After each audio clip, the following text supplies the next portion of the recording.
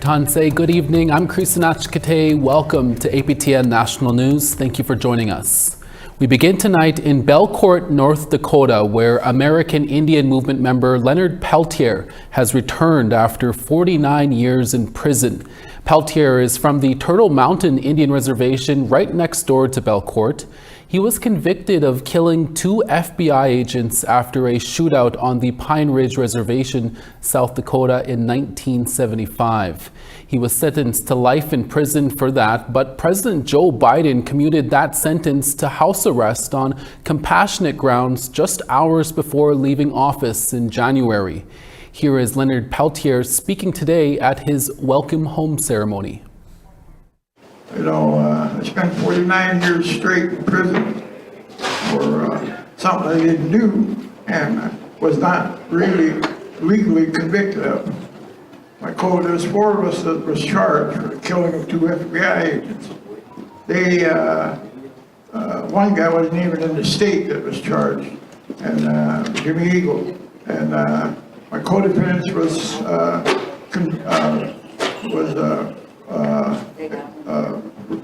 found not guilty by reasons of self-defense.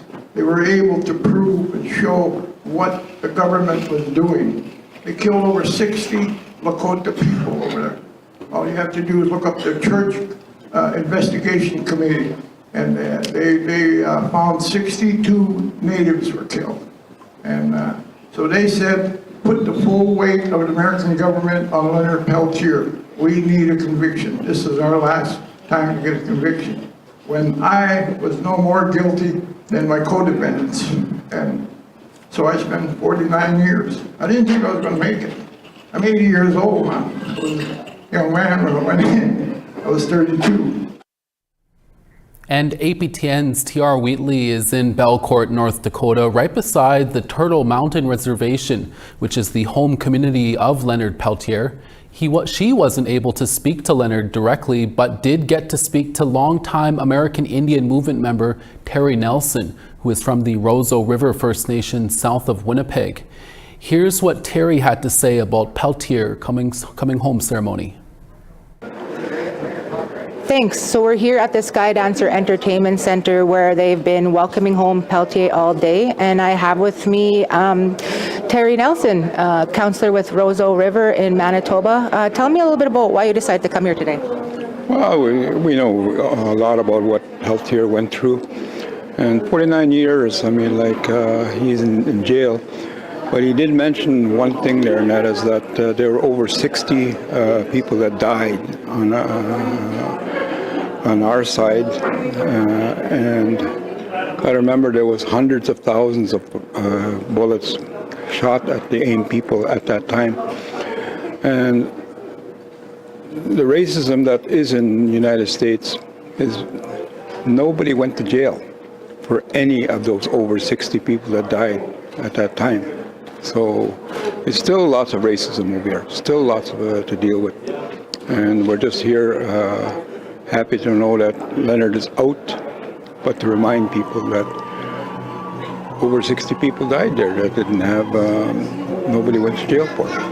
And in your earlier days, Mr. Nelson, you were tied to AIM as well? I served 11 years on the Grand Governing Council, and you know, the so-called Canada and United States, you know, Americans and Canadians, I mean, we're Anishinaabe, we're on both sides of the border. And that's, these are our relatives here too at Turtle Mountains. And so you made the trip this morning as well, you know, but you were here, you know, the drums were going earlier, grand entry, and, you know, and the pride. Just tell me what that moment felt like for you. Well, we're Midewin. Okay, so that's our spiritual teachings, and one of the things I wanted to do for Leonard was to sing him a song from Midewin, because Leonard's been in jail a long, long time, and he didn't get to go to Sundance, he didn't get to be with his Midewin people and those kind of things. So, you know, my biggest honor was that Dennis Banks had asked me to do his funeral. And I did that in Medewan, and we buried Dennis with all the rights of the Medewan. So this is what we're carrying right now for Leonard also. All right, I just want to thank you for your time today, Mr. Nelson, and back to you in the studio. Thanks, TR. RCMP in Saskatchewan have announced 2 arrests in the quadruple homicide that occurred in the Kettle, Nakoda Nation more than 2 weeks ago. At a press conference late this afternoon, RCMP announced that 18-year-old Darius Reset has been charged with 4 counts of first-degree murder. A youth who cannot be named due to his age is also in custody and expected to be charged later today with the same charges. 2 men and 2 women were murdered in the Kettle, Nakoda Nation on February 4th. RCMP continued to believe the homicides were targeted. RCMP also say 29-year-old Keegan Panapakisik, the man involved in a gun incident in Zakame, Anishinaabeg, just hours after the bodies were found in CTK, was not involved in the CTK incident. We'll have more on the arrests shortly on our website and here on the news tomorrow at 1 p.m. Eastern Time. 2 people are facing various charges following 2 separate home invasions on the Birdtail Sioux First Nation in Manitoba. According to the Manitoba First Nations Police Service, in both incidents, it is alleged that a group of individuals committed violent invasions on 2 separate homes, injuring 3 different men. As we first reported on Tuesday, Birdtail Sioux First Nation Chief Lindsey Bunn Jr. was among the victims. He was hospitalized following one of the assaults. Police say a 34-year-old Christopher Wasteste was arrested on scene and is facing 3 charges of assault causing bodily harm and 2 charges of break and enter with intent. 23-year-old Eric Chalmers was also arrested later following the incidents. He faces 1 charge of assault causing bodily harm and 1 charge of break and enter with intent. A warrant has been issued for a 3rd individual. RCMP continue to investigate. After more than a century, the Haida Nation is getting their land back. The Haida signed a historic agreement with Prime Minister Justin Trudeau on Monday to recognize their title over the Haida Gwaii Islands in British Columbia's north coast. Trudeau held back tears, telling the Haida Nation that he couldn't think of a better place as one of his final stops as Prime Minister. Haida Gwaii belongs to you, the Haida. Gagwis Jason Alsop, the president of the Council of the Haida Nation, said the historic agreement represents a move from an era of denial, occupation, and resistance to one of peaceful coexistence and recognition of Haida land. What is now called the Big Tide Haida Title Lands Agreement will affirm that the Haida have title over specific Crown land in the area. Trudeau called the agreement a monumental step and that he stayed true to the principles of truth and reconciliation to restore Canada's relationship with Indigenous people. The transition is expected to take up to 5 years and will require legislation to help address some of the details. Private property owners in the area will not be impacted. The Yukon government says 19 million liters of cyanide-contaminated water is leaking from a storage pond at the Eagle Gold Mine site. The mine site near the community of Mayo, Yukon, is located on the traditional territory of the First Nation of Nacho Nayakdan. Last summer, the mine experienced a heap leach failure, causing millions of tons of cyanide-contaminated rocks to be released into the nearby environment. Officials say the leaking pond will need to be drained and ice buildup will need to be removed. There's no timeline yet for when those repairs will take place. Recent test results indicate the leaked water is now impacting nearby Haggard Creek, which is showing contamination levels above short-term aquatic guidelines. The data is showing us a cumulative effect from the containment pond leak and the ongoing contamination that continues to enter Haggard Creek from the heap leach failure. In cases where contaminants exceeded their aquatic life guidelines, there could be negative effects to the health of fish and other organisms. When we return, we will bring you an update on one of the men involved in the shooting deaths of 2 Métis hunters in Alberta. We'll be right back.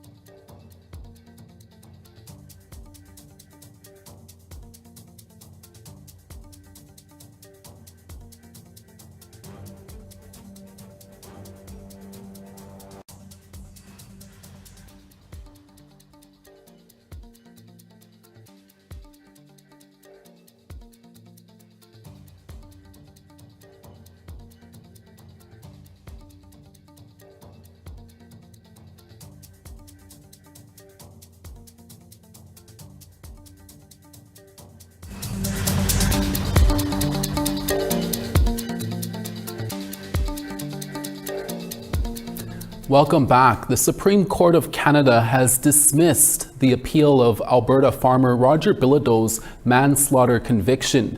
Bilodeau is the father of Anthony Bilodeau, who killed 2 Métis hunters in 2020. In March of 2020, Roger and Anthony Bilodeau confronted Métis hunters Maurice Cardinal and Jacob Sampson, who they believe were thieves. Roger told his son to bring a gun. Anthony then shot the hunters and left them on the side of the road near Glendon, Alberta, where they were found dead. All of this caught on surveillance footage. Anthony was convicted of second-degree murder and sentenced to life in prison with no chance of parole for 13 years. The Supreme Court denied his appeal. Roger Bilodeau was found guilty of manslaughter and sentenced to 10 years in prison. Today, his appeal was dismissed by the Supreme Court of Canada. Richard Wagner is the Chief Justice. We are all of the view that the appeal should be dismissed substantially for the reasons of the majority of the Court of Appeal of Alberta. Wherefore, the appeal is dismissed. Thank you. With more reaction to this story, APTN News spoke with Sarah Sampson in Ottawa. She is the widow of Jacob Sampson. Thank you for speaking with us, Sarah. My first question is, what is your response to the decision to turn down this appeal for Roger Bilodeau? Our response today was just honestly pure relief. The minute the judges walked back out, after I'd say maybe about 15 minutes after they heard from the lawyers and the Attorney General, when they walked back into the courtroom and delivered that unanimous decision, it was like a weight of 5 years. 5 years of a lot of heaviness and fear and pain just lifted. The weight of the unknown, the weight of, we know the truth, but just having the courts, the highest court in Canada, confirm what we already knew, it's almost, I can't even put it into words. I cried. It was just kind of pure relief, tears of joy and relief, because it's been a long time, and we've been waiting for the courts to see what we already knew, and they finally did. So, Sarah, why did you feel you had to come all the way to Ottawa to hear the outcome? Because our system here in Canada, it needs a lot of work. Victims are not treated as victims in our system. They are treated as, I guess, inhumans. Right from the start, it was never a matter of were Roger and Anthony guilty. It was a matter of were Jake and Morris worth life. And this process is so exhausting for us as victims' families. And I know I've met so many people along the way that are going through the system like this as victims, and the pain and the weight that it and the toll it takes on us is you can't, it's unspeakable. Like nobody understands unless you're in it. Our family is strong. We have a very large support group of wonderful people across the nation that have held us up through all of this. And because of all the people that have supported us through all this, I feel like our strength and our support strength is we need it to be there so that the courts can see how important it is for victims' voices to be heard, and the fact that we are willing to do whatever it takes to make sure that our loved ones' voices are heard and remembered. And the system tends to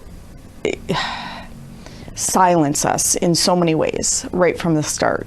Gag orders, can't say the truth. So it's just important for us to be here so that the courts can see that our loved ones were human, and that they had people that loved them dearly, and people that are willing to keep fighting for them. And I know that there's so many families that go through this and they give up. They give up the fight not because we don't care. They give up the fight because it's exhausting. Yeah. And Sarah, really briefly at this point, yeah. Do you believe justice now has been served? Roger's out on parole. He's been home with his family since last March. So, he served 4 years for cold-blooded murder. I don't believe that's complete justice. However, today, just the Supreme Court's words and their decision and the questions they asked and the things that were said, that is justice. The fact that the highest courts in Canada, they see the truth, and that's enough. Is there ever justice when your loved ones are stolen from you? I don't think there's any time in the world that could ever be justice. But, as it stands, this is the justice we got. And yeah, this is justice, it's as good as it gets, unfortunately, and it should be better. It really should, but it is what it is, and we're happy with this decision. So, you know, my family back home, they're ecstatic. You know, like they couldn't make it today, and unfortunately, you know, they're not here, but you know, they were watching, and I know that they're feeling the same as me. They're elated and they're ecstatic for this decision by the Supreme Court. Sarah, we'll have to leave it there. Thank you for your time. Okay. Thank you. Photo of the day and weather is up next, along with a wrap-up of this year's Invictus Games in Vancouver. We'll be right back.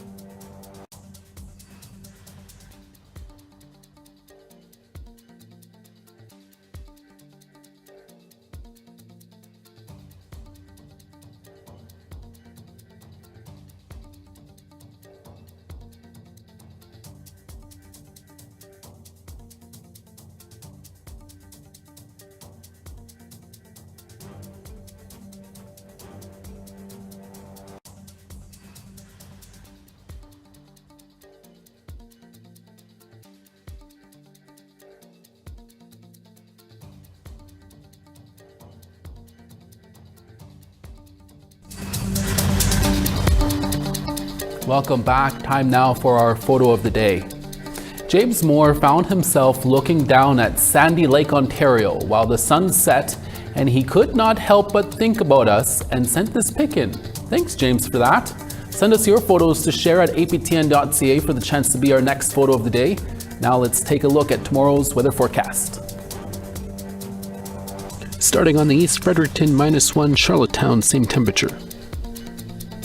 Cartwright -5, LeGrand River -15. Gaspé 0, Saguenay -7. Ottawa -6, Toronto -6. -12 in Timmins, Wawa -7.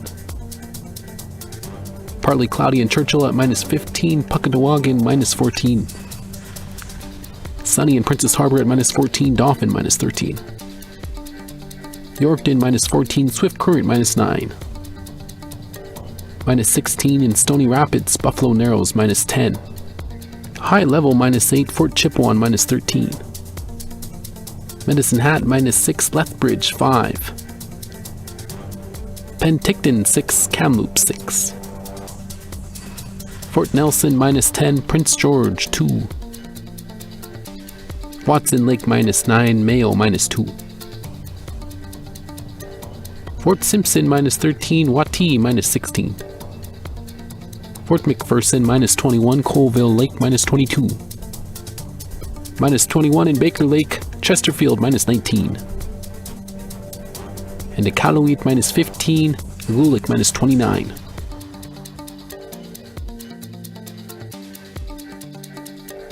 The Invictus Games just concluded in Vancouver, and as APTN's Tina House tells us, there were many highlights during the 10 days of competition that included injured war veterans from around the globe.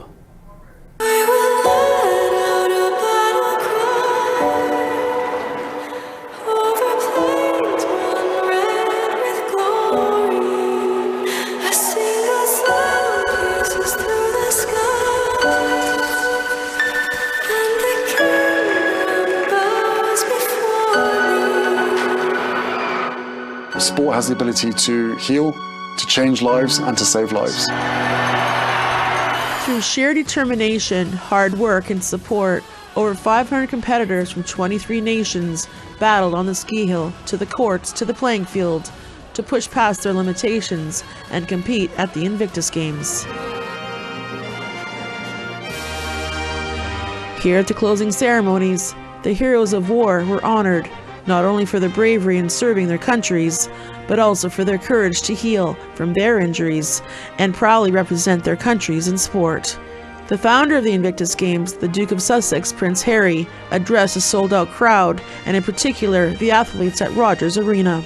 Thank you for bringing your heart to the forefront of these games and for showing all of us how it's done. Musicians such as Canadian icons, the Bare Naked Ladies, and Grammy Award winner Jelly Roll performed for the crowd.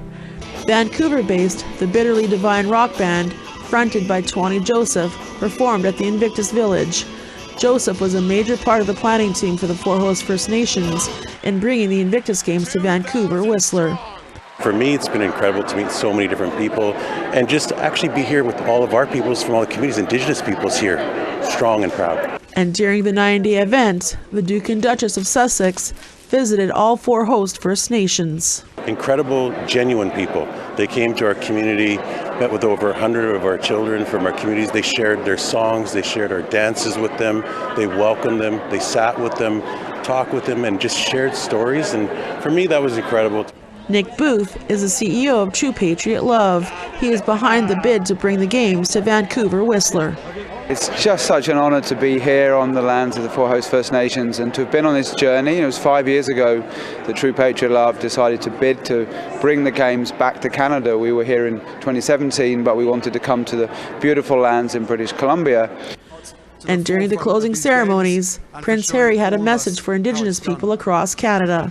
To the host nations, to the host First Nations, thank you for your partnership, your friendship over the past 3 years. What your people have endured should never have happened. You've shown us what it looks like to fight for the survival of something far greater.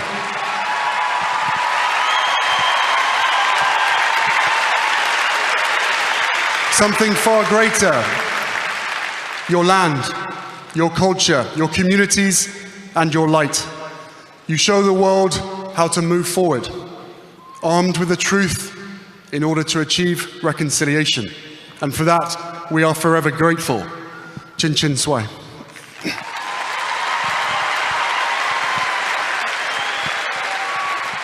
The next Invictus Games takes place in Birmingham, England in 2027. Tina House, APTN National News, Vancouver. And that's your evening newscast for this Wednesday, February 19th. We're back again tomorrow for your daytime newscast. Make sure to join us then. From all of us at APTN National News, hi miigwech masicho kwana. Thank you for watching, and we'll see you again. Ekse.